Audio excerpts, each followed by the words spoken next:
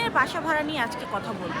আমি যেহেতু মাদ্রিদ সিটিতে থাকি, তো মাদ্রিদ সিটির বাসা ভাড়া কেমন এই সম্পর্কে একটু বলবো। মাদ্রিদে 400 থেকে শুরু করে প্রায় 1700-1800 টাকা পর্যন্ত বা 2000 টাকা ইউরো পর্যন্ত বাসা ভাড়া আছে।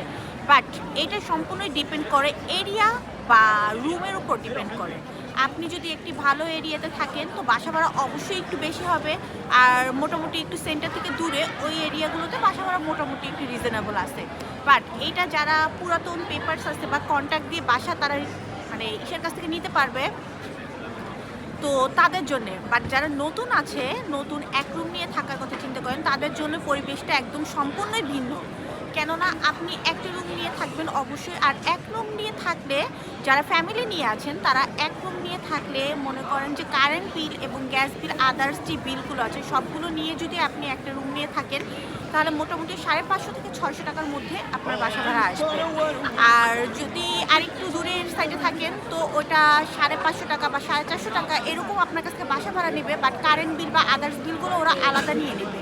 তো আপনার দেখবেন একদম গড়ে 600-650-র মধ্যে চলে আসতেছে। তো যারা নতুন আছেন তারা এক রুম নিয়ে থাকার কথাই বেশিরভাগ চিন্তা করে বা থাকে, ফ্যামিলি সহকারে যারা আছে এক বাচ্চা বা দুই বাচ্চা নিয়ে যারা আছে তাদের জন্য এরকমই বাসা ভাড়া চলে আসে।